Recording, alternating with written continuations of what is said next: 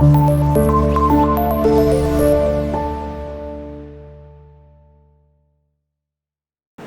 alaikum students, this is Muhammad Ahmad, your biology teacher. Students, today we are going to discuss a new topic, meiosis. आपको याद होगा कि हम chapter हमारा cell cycle चल रहा था, उसमें हमने लास्ट टाइम एक सेल डिवीजन की टाइप पढ़ी थी माइटोसिस के नाम पे।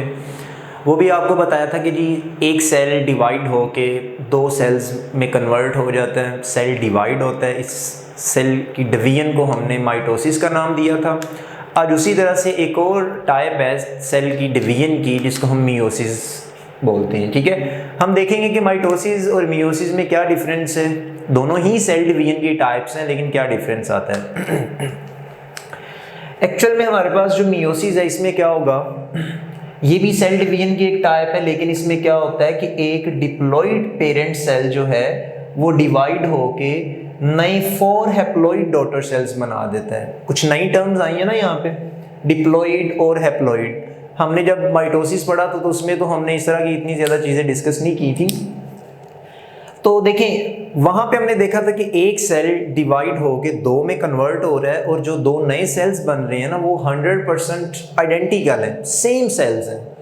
लेकिन यहाँ पे क्या होगा कि एक सेल डिवाइड हो रहा है और आगे जो सेल्स बन रहे हैं ना वो भी 4 डिफरेंट सेल्स बन रहे हैं। ठीक है, यानी कि हमने कहा था एक हमारे पास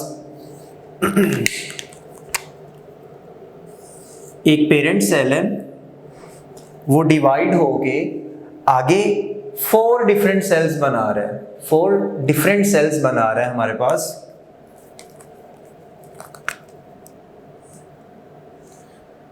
दो सेल यहाँ पे बन गए और आगे फिर यही सेल डिवाइड होंगे और 2 नए सेल्स आगे और इधर बन गए, 2 इधर सेल्स बन गए हैं। डिफरेंस क्या है इनका कि ये आपके पास हो गया पेरेंट सेल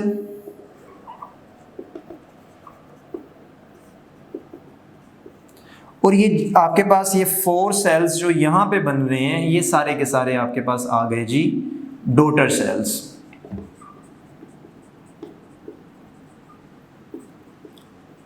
लेकिन यहाँ पे डिप्लॉइड और हैप्लॉइड की जो टर्म यूज की गई है वो किस वजह से यूज की गई है।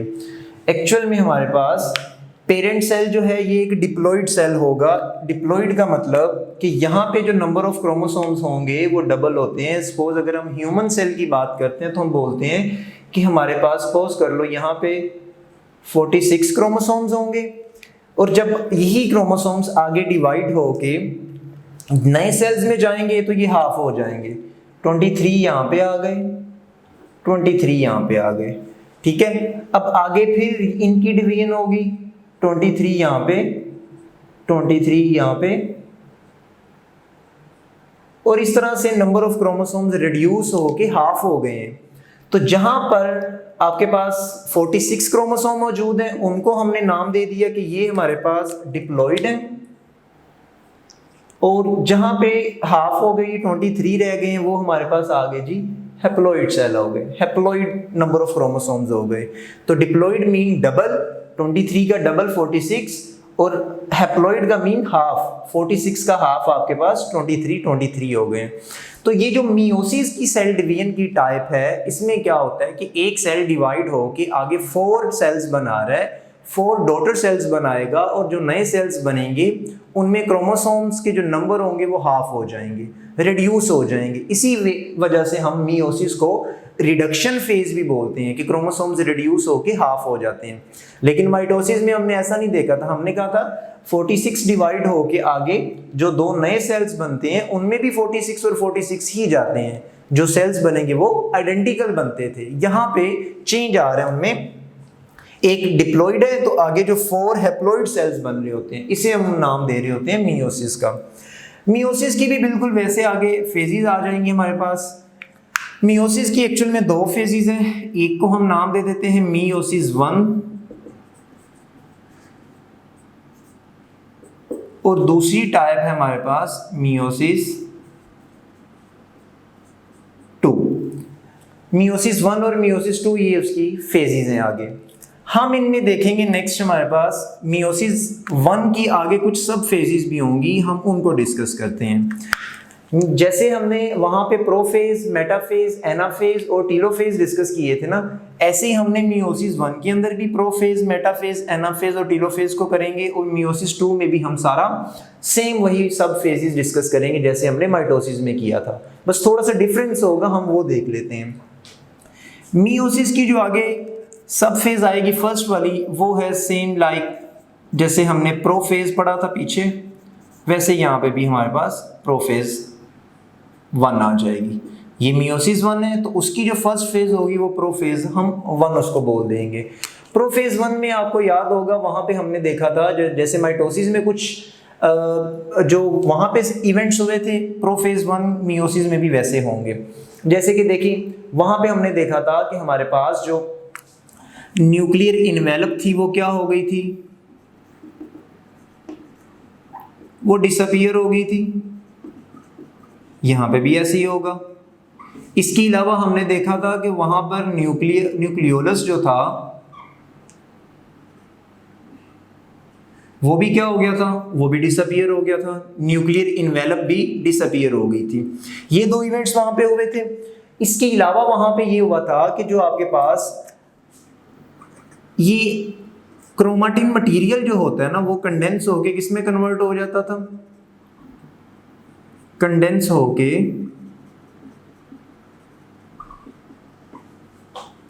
क्रोमोसोम्स बना देता था। सेम यहां पे भी ऐसा होगा कि जो क्रोमेटिन होगा वो कंडेंस होके क्रोमोसोम्स की शेप में आ जाएगा। इसके अलावा वहां पे आपने देखा था कि जो सेंट्रियोल्स थे वो भी क्या होंगे, डुप्लीकेट हो जाते हैं। ठीक है, ये सारे वो वाले काम है, डुप्लीकेट होके आगे ये स्पिंडल फाइबर्स भी बनते थे, जो नेक्स्ट हमें स्पिंडल फाइबर्स भी बना के देते हैं। ठीक है, ये सेंट्रियोल्स का डुप्लीकेट होना, क्रोमेटिन का क्रोमोसोम्स में कन्वर्ट होना, फिर न्यूक्लियर इनवेलप का और न्यूक्लियोलस का डिसअपीयर हो जाना, ये सारे वही काम है जो हमने माइटोसिस के प्रोफेज में देखे थे। यहां पर भी ये सारा हो गया। तो डिफरेंस क्या है फिर यहाँ पे कुछ हमारे पास सीन इस तरह से होगा कि यहाँ पे कुछ टर्म्स आपको नहीं मिलेंगी। सबसे फर्स्ट तो आपको एक इवेंट इसमें दिखाई देगा जिसको हम साइनेप्सिस बोलते हैं। साइनेप्सिस होगी यहाँ पे। साइनेप्सिस का क्या मतलब है जी, कि जो आपके पास क्रोमोसोम्स होंगे वो एक तो डुप्लीकेट जब हुए थे, एक क्रोमोसोम उसी तरह का जो दूसरा क्रोमोसोम होता है वो पेयर अप हो जाते हैं, यानी कि दो सेम क्रोमोसोम पेयर अप होके नई क्रोमोसोम्स का पेयर बनाते हैं जिसको हम बोलते हैं होमोलोगस क्रोमोसोम्स। ये जो क्रोमोसोम्स का आपस में पेयर अप होने का प्रोसेस होता है उसको हम बोलते हैं साइनेप्सिस। एक दूसरे के वो करीब आ रहे होते हैं। जैसे कि देखें, सपोज हमारे पास ये एक क्रोमोसोम था, इंटरफेज में इसके साथ ये उसका एक सिस्टर क्रोमेटिड है, ये दूसरा क्रोमोसोम आ गया। ठीक है, यानी कि ये कंप्लीट एक क्रोमोसोम बन गया। इसी तरह से एक और क्रोमोसोम बनेगा, उसका जो पेयर बनता है, ये अब क्रोमोसोम्स एक दूसरे के करीब आएंगे। ये न्यूक्लियस के अंदर की बात हो रही है, न्यूक्लियर इनवेलप तो डिसअपीयर हो चुकी है। क्रोमोसोम्स एक दूसरे के करीब आते हैं, पेयर अप होते हैं। क्रोमोसोम्स के इस पेयर अप होने का जो प्रोसेस है उसको हम बोलते हैं साइनेप्सिस। और याद रखना, ये देखिए ये क्रोमोसोम और ये दोनों क्रोमोसोम एक दूसरे के लिए बिल्कुल सेम है, तो हम इनको होमोलोगस क्रोमोसोम्स बोलते हैं। ठीक है, होमोलोगस क्रोमोसोम्स जब पेयर अप होते हैं तो उनके पेयर अप होने का जो प्रोसेस होता है उसको हम बोलते हैं कि ये साइनेप्सिस है। ठीक है, इसके अलावा इसमें एक और टर्म देखेंगे जिसको हम टेट्राड का नाम देंगे। टेट्राड में क्या है, देखें ये एक क्रोमोसोम के अंदर दो सिस्टर क्रोमेटिड्स मौजूद हैं, इसमें भी दो सिस्टर क्रोमेटिड्स मौजूद हैं। अगर हम इनके नंबर्स को काउंट करें तो 1, 2, 3 और 4, ये 4 आपके पास सिस्टर क्रोमेटिड्स बन गई हैं जब क्या हुआ है, साइनेप्सिस हुआ है। तो इनके पेयर अप होने से हमारे पास जो दो होमोलोगस क्रोमोसोम्स हैं उनके पेयर अप होने से वहां पे क्या बन गए, एक टेट्राड, मीन 4 सिस्टर क्रोमेटिड्स जो हैं, 2 सिस्टर क्रोमेटिड्स इसके और 2 इसके, जो क्योंकि ये सारे एक जैसे हैं, आपस में जब इनको पेयर अप किया जाता है तो इनके पेयर अप होने के प्रोसेस को सिनैप्सिस, और इनका जो पेयर बनता है उसको हम बोलते हैं कि टेट्राड।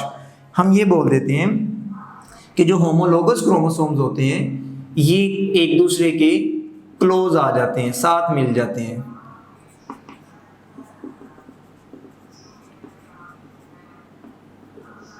एक दूसरे के करीब आ जाते हैं, तो ये टेट्राड की फॉर्म में बन जाते हैं। ठीक है, ये जब आपस में मिल जाएंगे, करीब करीब आ जाएंगे, तो हम ये दोनों को काउंट करेंगे तो टोटल 4 सिस्टर हमारे पास क्रोमेटिड्स बनेंगे, तो हम उनको नाम दे देते हैं कि ये हमारे पास टेट्राड बन गया। यहाँ पे एक इंपॉर्टेंट जो इवेंट होता है उसको हम बोलते हैं क्रॉसिंग ओवर। अब क्रॉसिंग ओवर क्या होगा, ये क्रोमोसोम्स एक दूसरे के करीब आ चुके हैं, यहां पर क्या होगा, एक क्रोमोसोम ये, उसका दूसरा सिस्टर क्रोमेटिड ये आ गया। अब क्या होगा कि बिल्कुल इसके साथ ही हमारे पास दूसरे क्रोमोसोम आ जाएंगे। ठीक है, यहां पे क्या करेंगे, ये क्रोमोसोम्स अपने सेगमेंट्स को, अपने थोड़े थोड़े पार्ट्स जो होंगे, सेगमेंट्स, थोड़ा सा पोर्शन क्या करेंगे, आपस में एक्सचेंज कर रहे होंगे। इनके एक्सचेंज करने के प्रोसेस को हम इसको बोल देते हैं कि जी जेनेटिक मटेरियल इन्होंने आपस में एक्सचेंज किया है, उस एक्सचेंज करने के प्रोसेस को हम बोलते हैं जी क्रॉसिंग ओवर। ये कैसे होगा भला, ये देखें, यहां इसका सेगमेंट, इसका एक क्रोमेटिड दूसरे क्रोमोसोम के क्रोमेटिड के साथ क्या करेगा, अटैच होगा, और क्या करेंगे, आपस में ही अपने सेगमेंट्स को थोड़ा थोड़ा एक्सचेंज कर लेंगे। इस एक्सचेंज करने के प्रोसेस को हमने क्रॉसिंग ओवर का नाम देना है। अब देखिए यहाँ पे एक और टर्म आपने सुननी, याद रखनी है, ये एक क्रोमेटिड है, ये दूसरा क्रोमेटिड है। एक ही क्रोमोसोम के जो 2 क्रोमेटिड्स हैं उनको हम नाम दे देते हैं कि दीज आर सिस्टर क्रोमेटिड्स।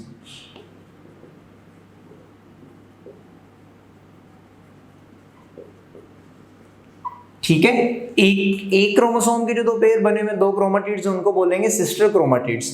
लेकिन एक क्रोमोसोम का एक सिस्टर क्रोमेटिड और दूसरे का दूसरा क्रोमेटिड जो है, अगर इन दोनों की बात करें तो ये एक दूसरे के लिए डिफरेंट है क्योंकि अलग अलग है, तो इनको हम बोल देते हैं नॉन सिस्टर क्रोमेटिड। ये टर्म हमने माइटोसिस में कहीं भी नहीं देखी थी।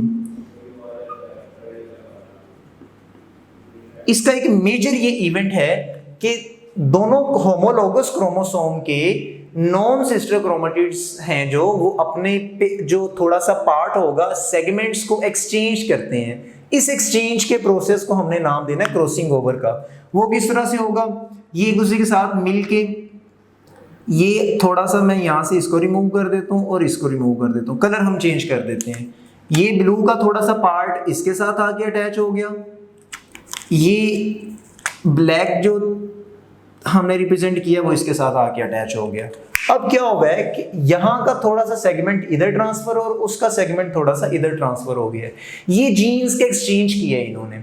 इस प्रोसेस को हमने नाम दिया हुआ है क्रॉसिंग ओवर का। इसके अलावा क्या होगा, अब जब ये जो नॉन सिस्टर क्रोमेटिड्स हैं आपस में एक दूसरे के साथ मिल जाते हैं ना, तो ये एक शेप बना देते हैं, एक्स शेप इसको हम बोलते हैं। अगर आप अपनी बुक में देखेंगे ना, वहां पे आपको ज्यादा वाज़ेह हो जाएगा कि ये जो एक्स शेप बन रही होती है, उस एक्स शेप टाइप जो क्रोमोसोम्स जब दिखाई दे रहे होते हैं उसको हम बोलते हैं क्लाज़्मेटा।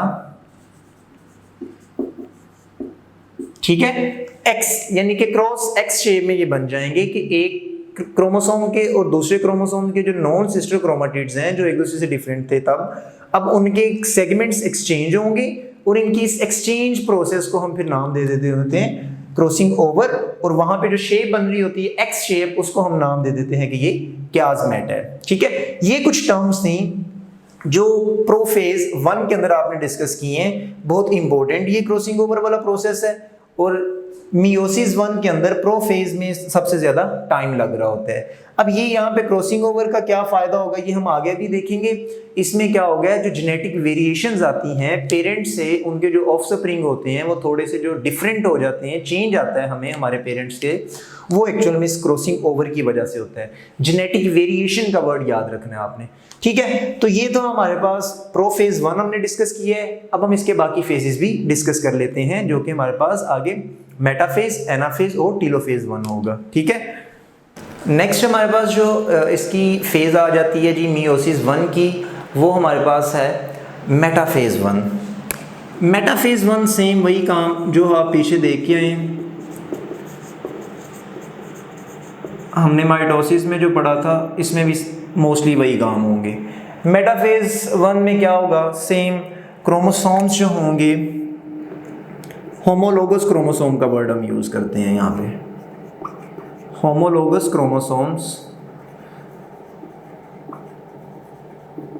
उन्होंने क्या किया था, ये इस मेटाफेज के टाइम पे आके जो स्पिंडल फाइबर्स है ना, वो इन होमोलोगस क्रोमोसोम्स के साथ अटैच होंगे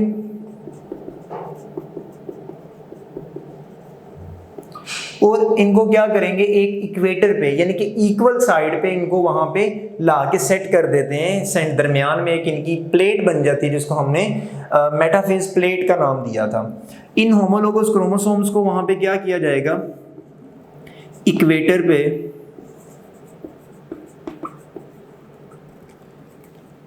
वहां पे इनको अरेंज कर दिया जाएगा और इनके साथ जब स्पिंडल फाइबर्स अटैच हो जाएंगे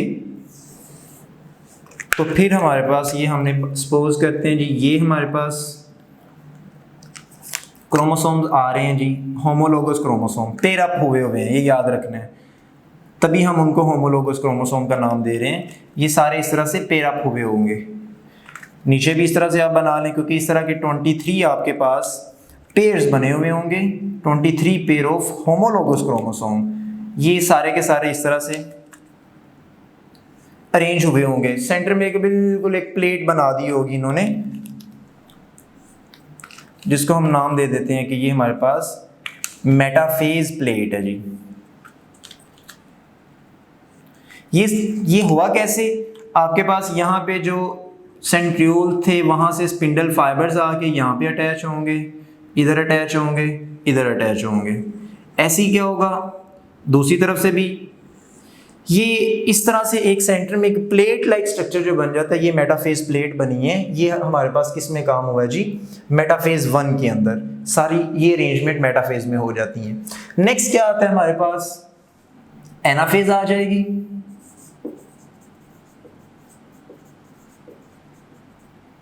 एनाफेज 1 में क्या होगा कि यही जो स्पिंडल फाइबर्स होंगे ये शॉर्ट होंगे, छोटे होंगे और क्या करेंगे, होमोलोगस क्रोमोसोम्स को एक दूसरे से अलग कर देंगे, सेपरेट कर देंगे। हम इसमें ये बोलते हैं कि जो स्पिंडल फाइबर्स थे वो क्या होंगे, शॉर्ट हो जाएंगे, शॉर्टन होंगे। और क्या होगा कि जो क्रोमोसोम, होमोलोगस क्रोमोसोम का एक पेयर होगा वो एक साइड पे चला जाएगा, इसके जो पेयर्स होंगे वो अपार्ट हो जाएंगे, एक दूसरे से अलग हो जाएंगे, ठीक है। यानी कि ये देखें, ये दरमियान से ये सारे क्रोमोसोम जो है पेयर अप हुए थे, आधे एक तरफ चले गए और आधे एक तरफ चले गए हैं।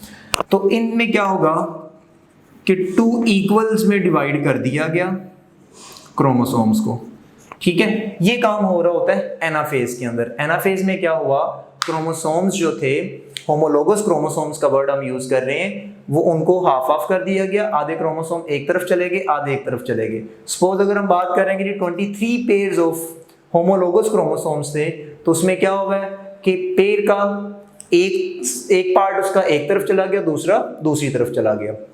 ये काम एनाफेज 1 के अंदर हो गया।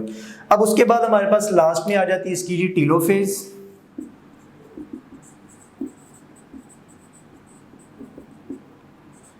टीलोफेज 1 में सेम वही काम, ये सेम आपको पता है कि जो हमारे पास प्रोफेज में हुआ था ना काम, उसका रिटर्न है, समझ लें उसका ऑपोजिट होता जाएगा। वहां पे हमने देखा था कि जो न्यूक्लियर इनवेलप थी वो क्या हो गई थी, डिसअपीयर हो गई थी। इसके अलावा वहां पे हमने देखा था न्यूक्लियोलस, ये दोनों क्या हो गए थे, डिसअपीयर हो गए थे। यहां पे क्या होगा जी, रीअपीयर हो जाएंगे, रीफॉर्म हो जाएंगे, दोबारा बना लिए जाएंगे। ठीक है, ये दोबारा बनाए जाएंगे। यहाँ पे प्रोफेज 1 में ये हम इनको डिसअपीयर किया था, यहाँ पे हमने इनको दोबारा बना लिया। इसके अलावा क्या होगा, वहां पे न्यूक्लियोलस भी बन गया, न्यूक्लियर इन्वेलप भी बन गई, वहां पे सेंट्रियोल से स्पिंडल फाइबर्स बनते हैं। यहाँ पे दोबारा फिर क्या होगा, स्पिंडल फाइबर्स खत्म होके दोबारा आपके पास सेंट्रियोल्स बन जाएंगे। इसके अलावा एक और फिनोमेना हमने देखा था यहाँ पे कि वहां पे जो क्रोमाटिन था वो क्रोमोसोम्स में कन्वर्ट हुआ था, यहां दोबारा क्रोमोसोम्स टूट के क्रोमाटिन में कन्वर्ट हो रहे होते हैं।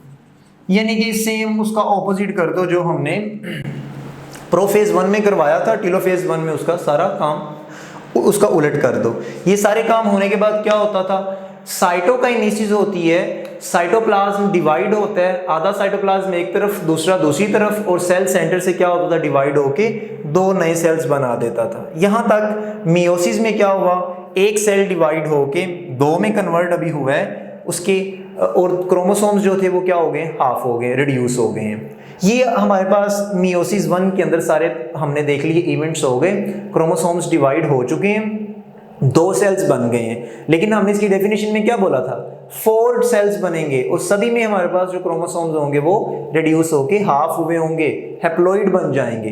तो हम देखते हैं जरा इसकी मियोसिस 2 में क्या होगा। मियोसिस 2 अगर आपको माइटोसिस आती है ना, तो समझ लें मियोसिस सारा उसका सेम जो है आपके पास माइटोसिस वैसे ही मियोसिस 2 होगी। सेम उसके जो इवेंट्स वहां पे हुए थे वैसे इसमें भी सेम वैसे ही होंगे। तो meiosis 2 is just like mitosis. हम इसको बोलते हैं कि ये बिल्कुल किसकी तरह की होगी, माइटोसिस की तरह की होगी। तो माइटोसिस में क्या हुआ था, काम फिर इसमें वही, सबसे फर्स्ट हम इसमें लिखेंगे जी प्रोफेज 2, साथ हम 2 लिखते जाएंगे, वहां पे 1 लिखा था यहाँ पे 2 लिख देंगे। प्रोफेज, माइटोसिस के प्रोफेज में क्या होता था कि जो न्यूक्लियोलस था डिसअपीयर हो जाता है, उसके अलावा न्यूक्लियर इन्वेलप भी डिसअपीयर हो जाती है, जो क्रोमाटिन था वो कन्वर्ट हो जाता है क्रोमोसोम्स के अंदर कंडेंस होके, और साथ में जो सेंट्रियोल थे वहां से स्पिंडल फाइबर्स बन जाते थे। सेम काम प्रोफेज 2 के अंदर भी होगा। जो न्यूक्लियोलस है और साथ में जो न्यूक्लियर इन्वेलप थी,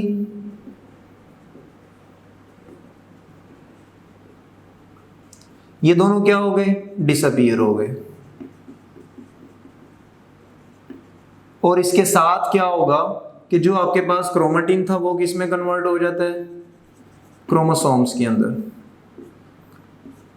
क्रोमोसोम्स बना दिए। ठीक है, और जो स्पिंडल फाइबर्स होते हैं वो भी सेंट्रियोल से बन जाते हैं। सेम काम वो जो आपने वहां पे पढ़े थे। इसके अलावा फिर उसके बाद मेटाफेज 2 आ जाएगी।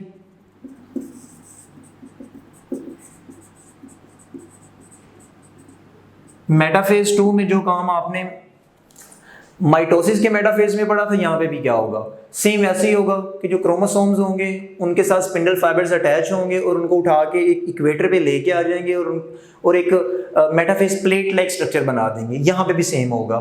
फिर आप इसके बाद देखेंगे आपके पास एनाफेज 2 आ जाएगा। उसमें क्या हुआ था कि जो क्रोमोसोम्स थे उनको, उनके जो सिस्टर क्रोमेटिड थे उनको अलग अलग कर दिया गया था। हाफ इस तरफ चले गए, यहाँ पे हाफ इस दूसरी तरफ चले जाएंगे। सेम काम उसमें भी हुआ था। ठीक है, यहाँ पे भी क्या होगा, क्रोमोसोम्स को सेपरेट कर दिया जाएगा, आधे इधर चले गए आधे उधर चले गए। और उसके बाद टीलोफेज आ जाएगी। टीलोफेज में भी क्या होगा कि टीलोफेज में सारे काम क्या होते हैं, प्रोफेज के उलट हो जाते हैं। न्यूक्लियोलस दोबारा बना लिया जाता है, न्यूक्लियर इन्वेलप भी दोबारा बन जाती है, क्रोमोसोम्स दोबारा क्रोमाटिन में कन्वर्ट हो जाते हैं, क्रोमाटिन में कन्वर्ट होके वो दोबारा धागे से बन जाते हैं। ये मियोसिस 2 बिल्कुल आपके पास माइटोसिस की तरह की थी। मियोसिस 2 में आप अगर आपको माइटोसिस आती है तो मियोसिस 2 सेम उसी की तरह की है। तो यहाँ पे एक्चुअल में हुआ क्या कि हमारे पास एक सेल था, उसके अंदर हमने देखे थे कि हमारे पास होमोलोगस क्रोमोसोम्स के 23 पेयर्स थे। या हम लिख लेते हैं जी 46 क्रोमोसोम थे, इनसे डिवाइड होके 2 सेल्स हमारे पास बने, जिनमें क्रोमोसोम्स जो होमोलोगस क्रोमोसोम्स थे वो हाफ हाफ हो गए, 23 यहाँ पे आ गए, 23 इधर आ गए। फिर आगे इनमें क्या हुआ, दोबारा फिर डिवीजन होती है जिसको हमने मियोसिस 2 का नाम दिया हुआ है, ठीक है। और मियोसिस 2 में हमने देखा था बिल्कुल माइटोसिस की तरह की होगी, उसमें भी सेम, माइटोसिस में भी नंबर ऑफ क्रोमोसोम सेम आते हैं, तो यहाँ पे भी सेम आ जाएंगे 23 23, यहाँ पे भी 23 23। इस तरह से आपके पास 4 डॉटर सेल्स बन गए हैं। देखो ये पेरेंट सेल था और यहाँ पे जो 4 नए बने ये डॉटर सेल्स बने और उनमें क्रोमोसोम्स के नंबर सारे हाफ हो गए हैं। तो ये याद रखना है कि जो हमारे पास मियोसिस होती है उसमें क्रोमोसोम्स का जो नंबर होता है वो रिड्यूस होके हाफ हो जाता है। तो ये था आपका टॉपिक। यहाँ तक किसी की तो क्वेश्चन हो तो आप हमें ज़रूर बताइएगा जी। अल्लाह हाफिज़।